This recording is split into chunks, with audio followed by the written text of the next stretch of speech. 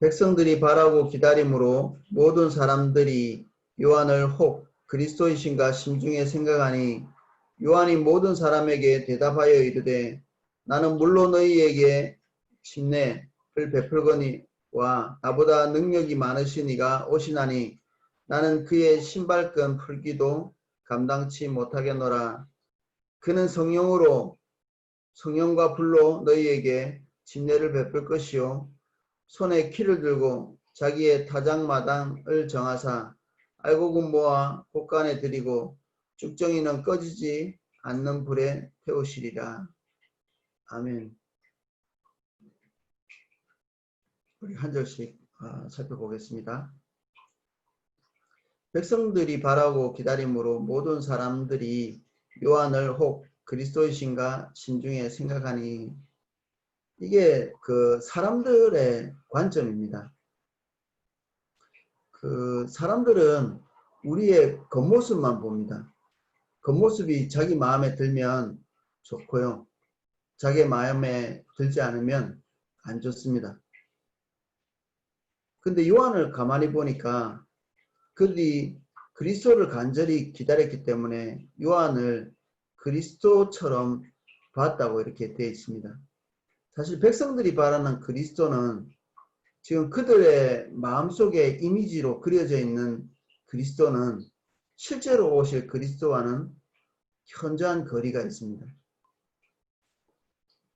그들이 그리스도를 그리스도로 알고 예수님이 오셨을 때 예수님 자체를 하나님이 보내실 바로 그 사람, 그 존재로 본 것이 아니고 그들 마음에 있는 그런 그리스도로 봤기 때문에 예수님을 환영했죠.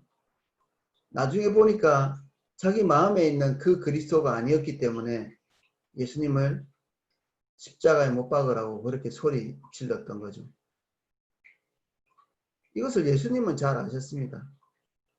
그래서 구름대같이 많은 사람들이 몰려왔을 때, 오병이어 사건 이후로 몰려왔을 때 예수님께서는 그 많이 몰려든 그들의 열심과 그 숫자를 보고 그런 평가를 하셨습니다. 저희들이 몰려든 것은 하나님의 말씀이나 은혜를 사모해서 그런 것이 아니라 떡을 먹고 배불렀기 때문이다. 그러니까 떡 주는 예수님을 바랐던 거죠. 떡 주는 예수님.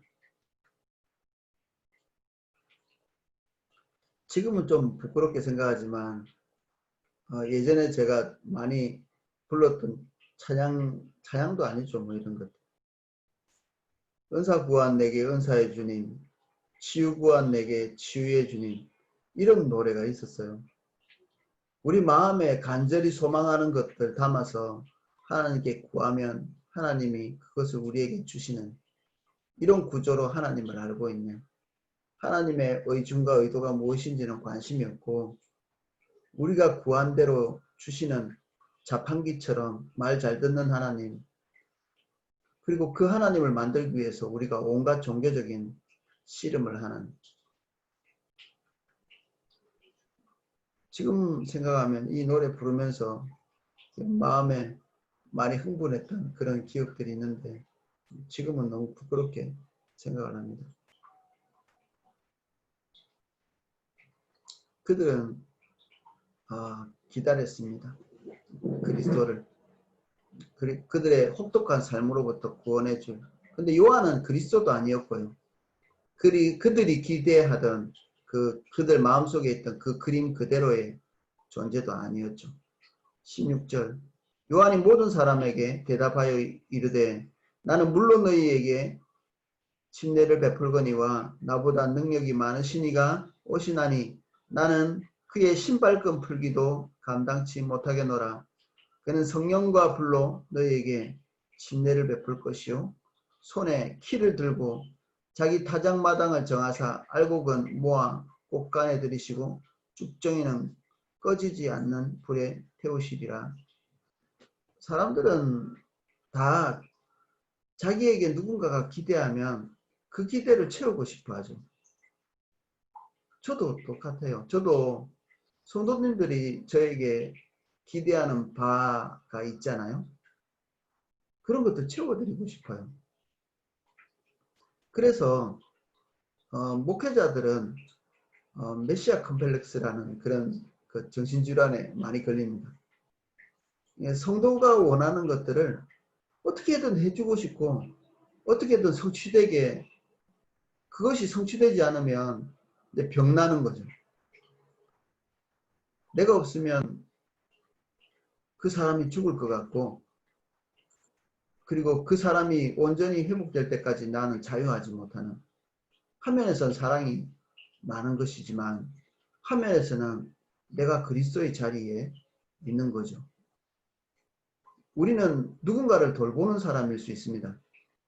오이코스 리더, 여전도회 회장님들, 남전도회 회장님들, 그리고 부모님, 선생님일 수 있는데, 우리는 그들이 기대하는 것을 다 충족시킬 수 없습니다. 우리의 자녀들, 우리 성도님들, 그리고 우리 주변의 지인들, 그들이 원하는 것들을 다 채울 수 없죠.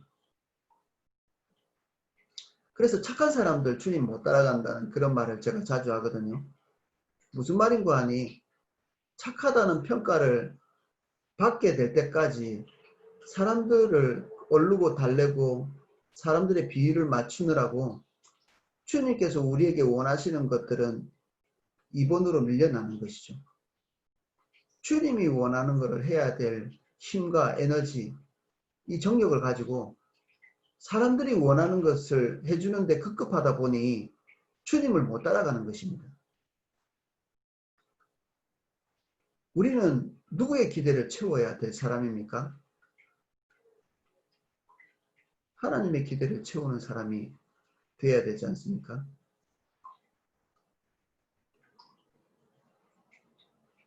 정치인들, 제가 학생회장을 한 적이 있었는데 학생회장 할 때 참 난감하더라고요. 학생회장은 근본적으로 뭘 하기 위해서 뽑혔을까요? 학생들의 복지를 증진시키기 위해서 내가 너 뽑아 줄 테니까 우리들의 복지를 증진시켜 줘, 이렇게 하고 저를 뽑았겠죠. 그때는 제가 도대체 인간 세계에서 어떻게 살아야 되는지를 잘 몰라가지고 미숙해서 그 사람들의 기대를 제대로 못 채웠어요.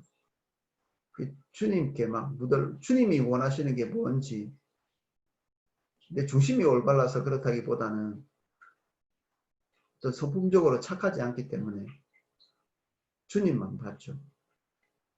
근데 결과적으로는 그것이 도리어 사람들에게 더 많은 혜택을 가져다 주는 결과로 어떤 다른 사람들을 위해서 애쓴 회장보다 더 많은 성과를 그들에게 주었죠. 사람들의 필요는 하나님께서 다 알고 계십니다. 우리 성도님들 중에서는 노조위원장으로 한때 일하신 분도 있습니다. 그것도 난감하죠. 그 노동자들 위해서, 그들의 복지를 위해서, 이미지로 볼 때는 그 회사 측과 싸우는 사람이잖아요. 근데 이분이 회사와 안 싸웠어요. 그 중재하고 설득하고 화평케 하는 자로. 때로는 욕을 많이 먹기도 했죠. 근데 이후에 결과적으로 모든 사람의 마음에 흡족한 평가를 받으면서 그 자리를 물러나셨거든요. 우리는 사람들이 기대하는 것을 쫓아가면 반드시 그들과 담을 쌓게 되어 있습니다. 성경에는 이런 구절이 있습니다. 잠언에 우리의 행위가 하나님을 기쁘시게 하면 원수라도 능히 친구가 되게 하신다. 하나님으로부터 관계는 열리지 사람으로부터 출발하는 관계는 망하게 되어 있습니다. 그래서 사사로운 관계라 할지라도, 그리고 꼭 우리가 책임감이 없는 그런 관계라 할지라도 우리가 그 사람과 관계할 때 하나님과의 소통의 끈을 놓치지 않아야 되겠죠.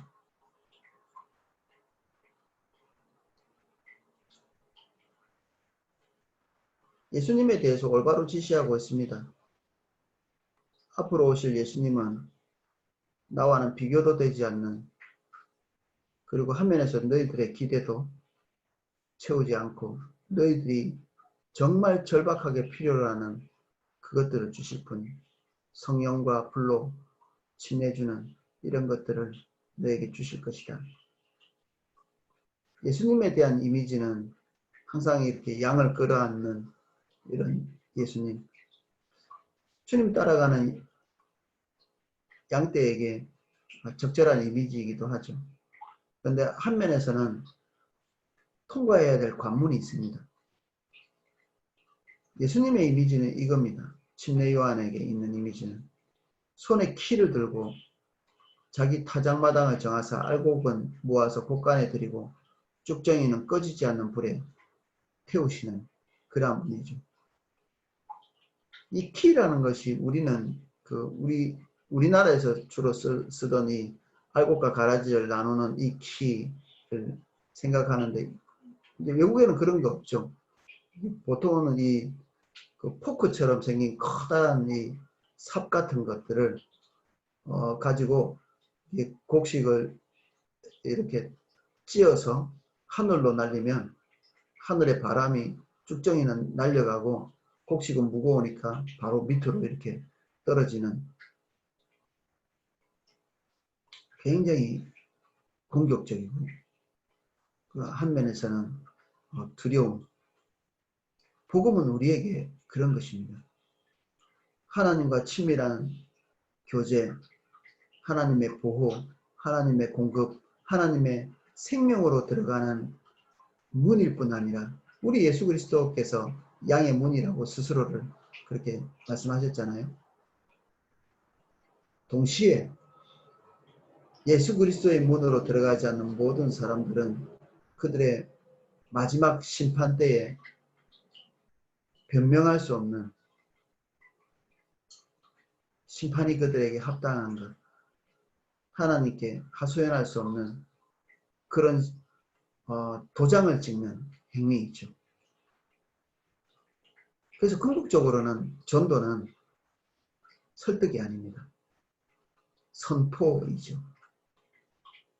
이것을 믿는 자는 하나님의 보호와 관계 안으로 들어올 것이고, 이것을 믿지 않으면 그들에게 지워진 운명대로 지옥 형벌이 그들에게 부어지겠죠.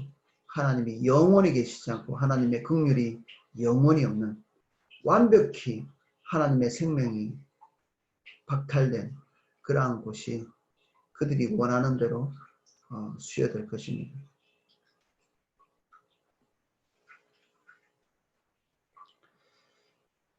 그래서 우리는 복음을 전할 때 누가 복음을 꼭 알았으면 좋겠다고 싶어서 많이 설득하는, 그리고 복음을 약간 부드럽게 최대한, 저도 지금 보니까 좀 그랬던 것 같은 생각이 드네요. 복음에 대해서 새롭게 생각할 필요가 있죠. 지금 코로나 하잖아요, 한참. 복음을 부드럽게 들었던 사람들의 운명을 우리가 보고 있죠.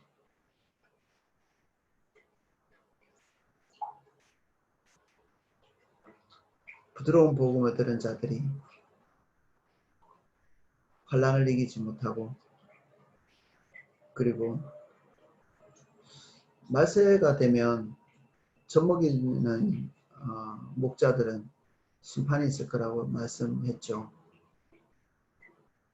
성장하지 못하게 하는, 늘 젖만 줘서 성숙하게 하지 못하는. 지금 우리는 누가 성숙으로 가는 자인가를 판가름을 짓는 그러한 자리에 있습니다. 우리가 더 이상 어린아이들이 먹는 그런 부드러운 음식을 구하는 자가 아니라 하나님의 뜻을 분명히 보고 분투하면서 그것을 성취하는 그러한 사람 되시기를 예수 그리스도의 이름으로 축복합니다. 제가 기도하겠습니다.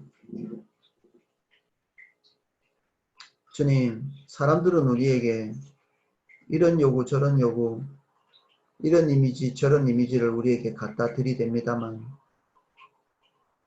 우리가 그것을 우선적으로 할 수는 없습니다. 주님, 저희에게 굳센 마음 주셔서 하나님 나라와 의를 위하여 먼저 살고 주님이 기대하시는 것을 먼저 붙들고 하나님께서 우리에게 주시는 은혜를 따라 사람들을 섬겨낼 수 있도록 도와주십시오. 먼저 그의 나라와 의를 구하라고 말씀하신 그 말씀을 가벼이 여기지 않도록 주님 은혜를 주시고 우리가 사람의 평가를 두려워하여서 주님을 놓치는 자가 되지 않도록 도와주십시오. 더 성령에 충만할 수 있도록 도와주십시오. 그리고 우리는 그리스도도 아니고 우리는 메시아도 아니며 사람들에게 궁극적인 만족을 줄 수 있는 그러한 사람도 아닙니다. 혹시 우리 가운데 메시아 컴플렉스가 있다면 제하여 주십시오. 사람의 평가에 전전긍긍하는 모든 미혹된 마음들 내가 예수 그리스도의 이름으로 명하노니 판을 받고 떠나갈지어다. 주님이 모든 올바르지 않은 자세에서 우리를 자유케 하여 주시옵소서.